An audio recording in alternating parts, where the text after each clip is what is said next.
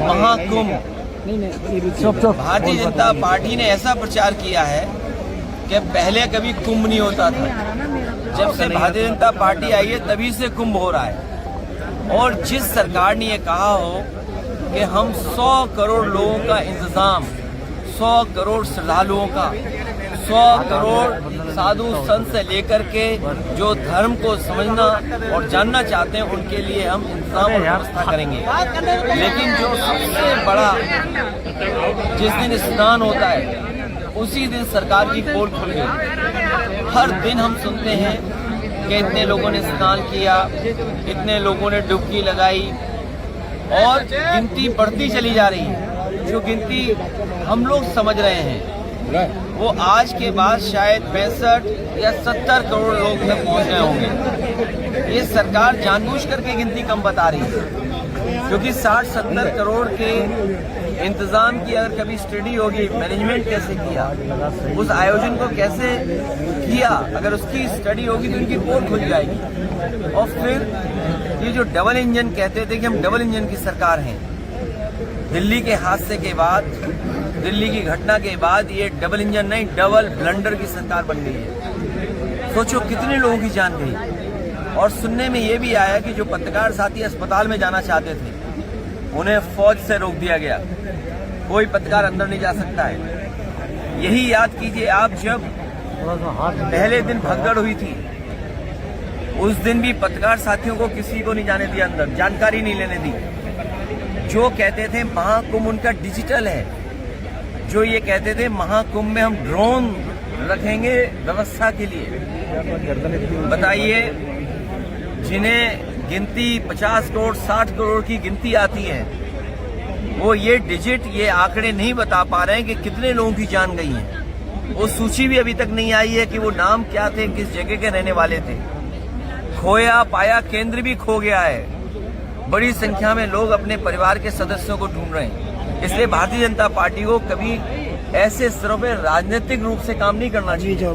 उन्हें एक जिम्मेदारी के साथ एक परिवार के सदस्य की तरह काम करना चाहिए, क्योंकि किसी के पिता खोए हैं, किसी का बेटा खोया है, किसी के परिवार के और सदस्य उन्होंने खोए हैं। इसलिए परिवार की तरह व्यवहार होना चाहिए, उनको राजनीतिक व्यवहार नहीं होना चाहिए। ये जो महाकुंभ का आयोजन हुआ है, इससे ज्यादा व्यवस्था खराब नहीं हो सकती। आज भी ट्रैफिक जाम है, लोग प्रयागराज के जा नहीं पा रहे हैं, कहाँ जाएं। कई मौकों पर हाउस अरेस्ट रहे हैं।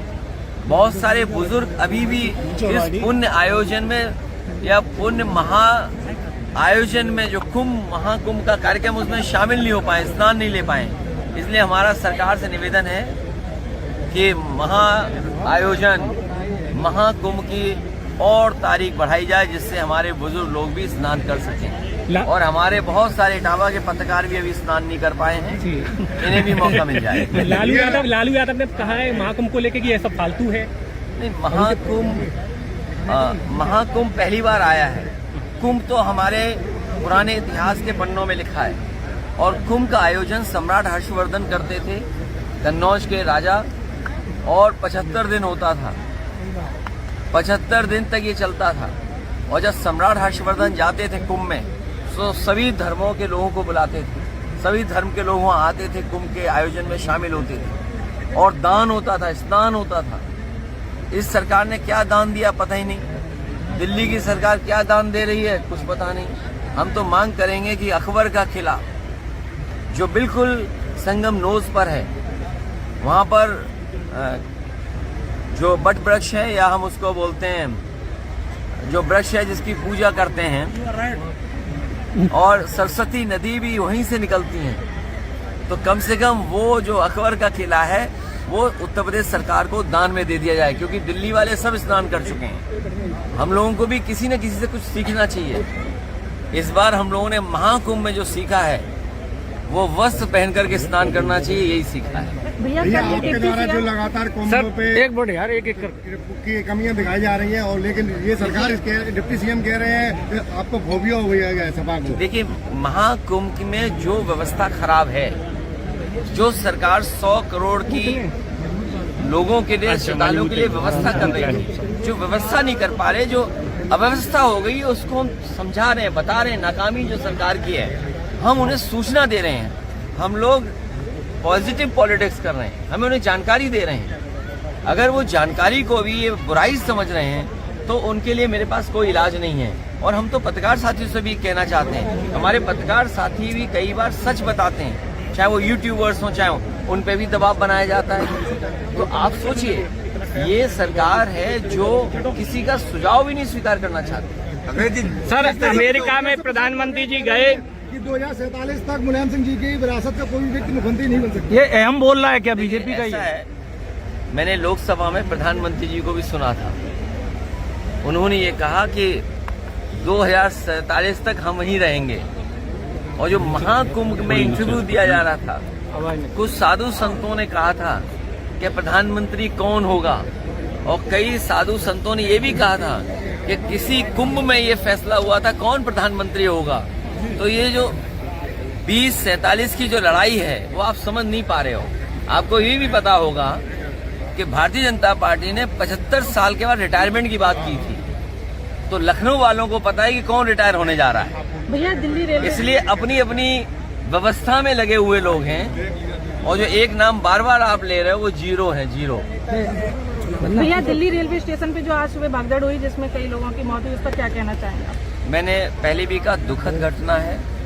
ये इंतजाम सरकार को देखना चाहिए था।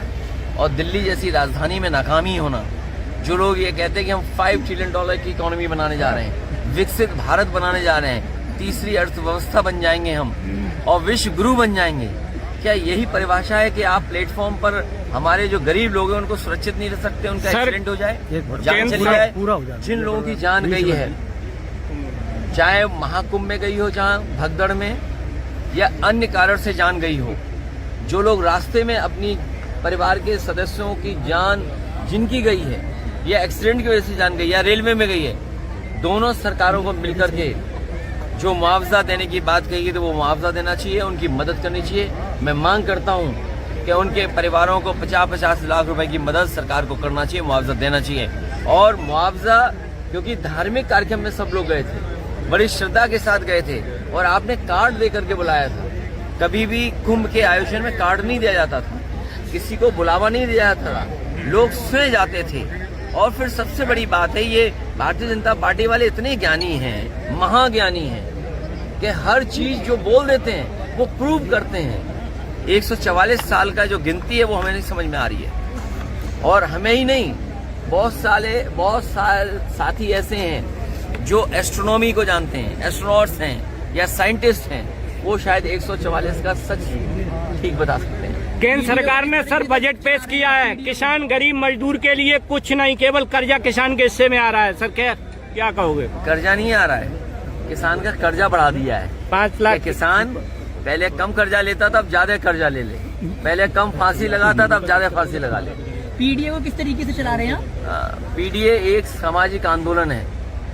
पीडीए समाज के तमाम वो लोग जो बहुत पीछे रह गए, राजनीति में भी और समाज के तमाम पायदानों पे, उनको सम्मान देने के लिए पीडीए का आंदोलन आगे बढ़ा रहे हैं। एक सबसे बड़ी बात सर, इसके प्रदेश अध्यक्ष इटावा आए थे, उन्होंने कहा, हम लोगों ने जब पूछा गठबंधन को लेकर, आपने अलग किया दिल्ली में, तो वो कह रहे थे हमारी वोट प्रतिशत बढ़ा है दिल्ली में, हम अकेले लड़ेंगे, हम आगे तैयारी। देखिए, कौन अकेले लड़ेगा, कौन साथ लड़ेगा, इंडिया गठबंधन रहेगा नंबर 1। और कांग्रेस पार्टी के लिए तो बहुत ही इमोशनल जगह यहाँ है। इसी जमाने में आपको पता होगा, एओ ह्यूम ने ही कांग्रेस की स्थापना की थी। वो कांग्रेस जिसने आजादी की लड़ी थी 1857। एओ ह्यूम कैसे भाग के गए वो कहानी में नहीं जाना चाहता हूँ। यहाँ पर इटावा में तमाम वो बिल्डिंग है, उनका घर, तहसील, आपका कोतवाली या स्कूल उन्हीं के अक्षरों से बना हुआ, ह्यूम के अक्षरों से बना है। तो ये इतिहास बहुत पुराना है। इंडिया गठबंधन रहेगा, हार जीत तो होती रहती है, लेकिन हार से सीखना चाहिए। इसलिए जो इंडिया गठबंधन का रुतबा बना था, हवा बनी थी, हरियाणा, महाराष्ट्र और दिल्ली के बाद थोड़ा बहुत रफ्तार कम हुई है, लेकिन उत्तर प्रदेश का जब चुनाव होगा तब तक आते आते रफ्तार इंडिया गठबंधन की बहुत बढ़ जाएगी। 27 में इंडिया गठबंधन के साथ ही चुनाव लड़ेंगे, समाजवादी पार्टी और इंडिया गठबंधन को साथ लेकर चलेंगे। डिप्टी सीएम का ये भी कहना है कि अखिलेश जी का थोड़ा स्वास्थ्य गड़बड़ है, उनको पहले अपना इलाज कराना। देखिए, हम लोगों ने बड़े बड़े अस्पताल बनाए हैं।